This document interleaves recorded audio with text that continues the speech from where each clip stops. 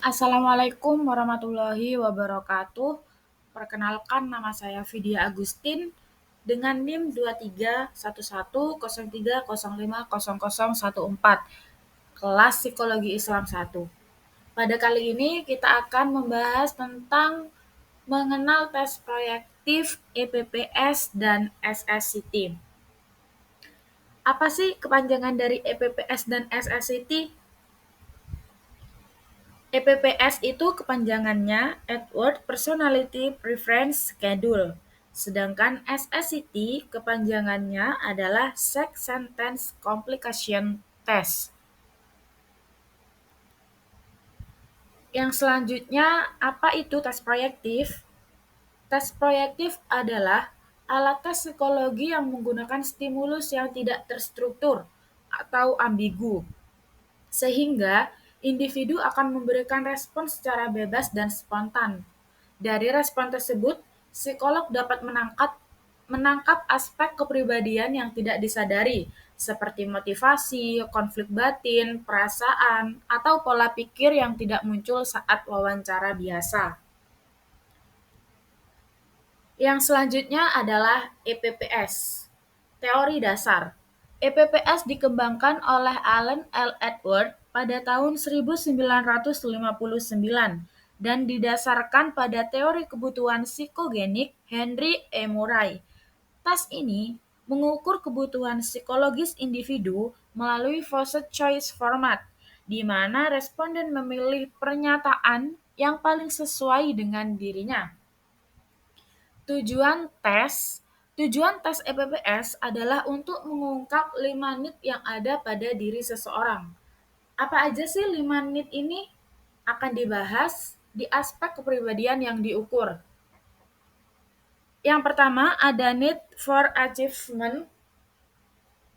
Need for achievement yaitu kebutuhan untuk berprestasi dan menghadapi tantangan.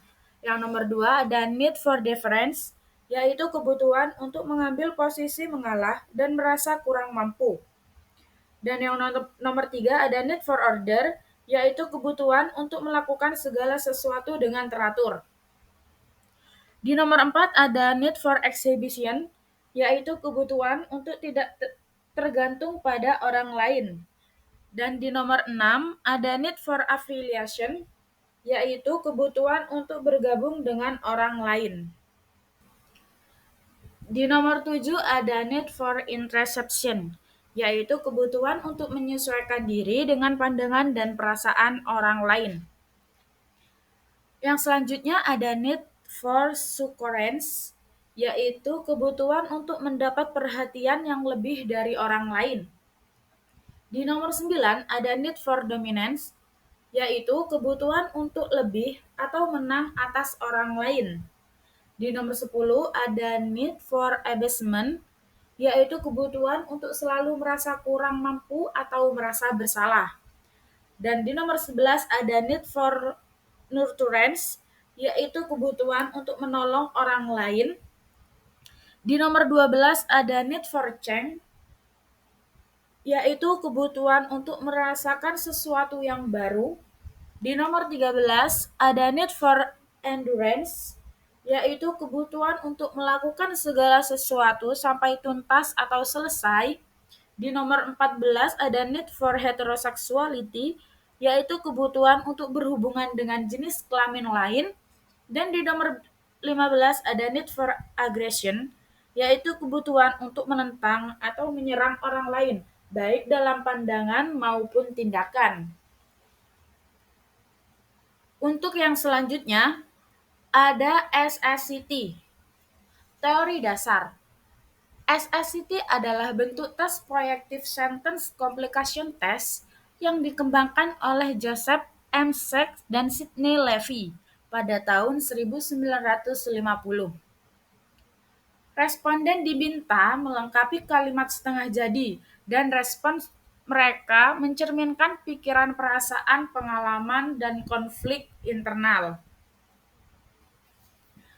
Contohnya itu seperti kalimat saya merasa takut titik titik titik. Jawaban dapat mencerminkan sumber ketakutan atau trauma. Selanjutnya ada tujuan tes, mengungkap kegagalan penyesuaian diri, mengetahui kondisi emosional, konflik pribadi, dinamika hubungan sosial, dan aspek kepribadian lainnya. Yang selanjutnya ada aspek kepribadian yang diukur. Yang pertama, sikap subjek terhadap keluarga. Hal ini meliputi hubungan antara subjek dengan ayah dan ibunya, sikap subjek terhadap ayah dan ibunya, dan pandangan subjek mengenai keluarganya. Yang kedua, sikap subjek terhadap seks. Hal ini meliputi sikap subjek terhadap wanita, sikap subjek terhadap hubungan heteroseksual. Dan yang ketiga, sikap subjek terhadap hubungan interpersonal atau hubungan antar individu. Hal ini meliputi sikap subjek terhadap atasan, sikap subjek terhadap bawahan, sikap subjek terhadap kenalan atau sesama, sikap subjek terhadap lingkungan. Dan yang terakhir ada sikap subjek terhadap konsep diri. Hal ini meliputi ketakutan-ketakutan yang dimiliki, rasa bersalah, pandangan mengenai bagaimana masa depan, cita-cita, pandangan tentang masa lalu, sikap terhadap kemampuan diri sendiri. Yang selanjutnya ada etika dalam penggunaan tes psikologi. Ada kerahasiaan dan privasi. Hasil tes tidak boleh disebarkan kepada pihak tidak berwenang. Lalu selanjutnya ada tidak menyebarkan stimulus asli. Item tes bersifat rahasia dan hanya untuk profesional psikologi. Lalu selanjutnya ada kompetensi pengguna tes. Tes hanya boleh dilakukan oleh psikolog atau pihak yang sudah terlatih. Lalu ada kesesuaian budaya dan bahasa. Tes harus diadaptasi secara valid untuk konteks lokal. Lalu ada informed consent. Klien diberi penjelasan dan hak untuk setuju atau menolak sebelum tes dilakukan. Lalu yang terakhir ada interpretasi bertanggung jawab. Hasil tidak boleh disalahgunakan atau dilebih-lebihkan. Selanjutnya refleksi pribadi atau insight manfaat tes proyektif. Tes proyektif ini mengungkap aspek kepribadian terdalam yang sering tidak disadari klien, memberikan gambaran menyeluruh tentang individu, bukan hanya perilaku luarnya. Membantu psikolog membangun raport dan komunikasi terapeutik dengan klien. Berguna untuk deteksi dini gangguan psikologis atau konflik emosional. Dan yang terakhir, melengkapi tes objektif seperti inventory kepribadian, misalnya MMPI atau 16PF. Selanjutnya ada referensi. Ini saya mengambil dari buku dan jurnal di sini. Dan yang terakhir saya ucapkan terima kasih. Kamsahamnida. Wassalamualaikum warahmatullahi wabarakatuh.